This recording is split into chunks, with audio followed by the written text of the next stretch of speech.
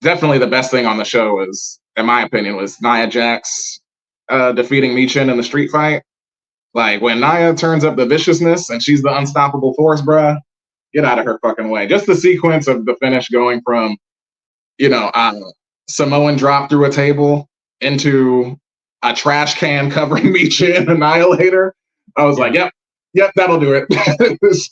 And also at least giving us another wrinkle, or not another wrinkle, the same wrinkle of, you know, Tiffany halfway deciding, oh, am I about to do this? You know, so I like that. That would be the one primo thing if I had any primo. But definitely the best thing on the show for me.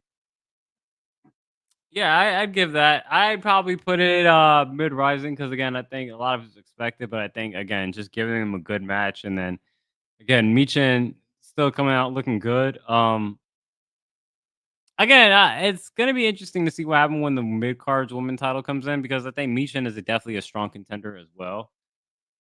You know, along with Naomi, like we talked about last week, about Yeah. being someone that could be a true contender to actually hold that title. So I like that as well. I'd probably put that at mid rising. Probably would be primo, just by standard of everything else. Like if I had to pick a primo, it probably would be Yeah. primo. Outside of that, maybe Carmelo Hayes and Andrade. So they're tied up 2-2 now. Mm. Coming out of their feud. So I didn't even again, realize that match happened because, you know, I was watching the clips on YouTube. So yeah, I didn't even realize that. Yeah. That they advanced that so Carmelo far. Hayes beat Andrade, so now it's tied up 2-2, and it was with a clean pin. So, Those guys can I work. don't. They obviously they're not gonna do anything anytime soon, but you know maybe we get something that bad blood between them. Yeah, I mean, The fifth match is definitely gonna be game 5. Or do we? Is it game 5 or is it game 7? Is it a best of 5 or is it a best of 7? I was gonna say you should make the last match, Bad Blood, a 2 out of 3 falls match, and then we can get a game 7. That's what it'll be. We can go a 7-match series, and we make it a 2 out of 3 falls match. So it's game 7 either way, as far as the analogy goes. Like, let's call it game 7.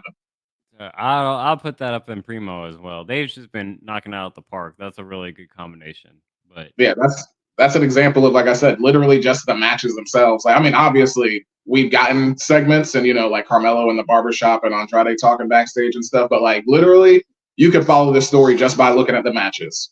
And it's been A1. Like those guys are great dancing partners for real. it'd be interesting to see Charlotte somehow get involved. Yeah. And that gets Kalani involved. And then Charlotte steals Kalani's title. And then that just kind of gets into like a Andrade and Charlotte, you know, versus Carmelo and Kalani. But I'm here for it. I'm here for it. When I will say the other thought that came to me just as far as Carmelo and Andrade is like, remember that's how the bar was started, like Sheamus and Cesaro. Like that started off as like this exact thing where they were just hitting the shit out of each other, great rivalry, and then that's what made them bond. I don't see that, but that's just a parallel. That's a good parallel to call back on. That's just you never know. You never know. It could happen like that. Maybe so.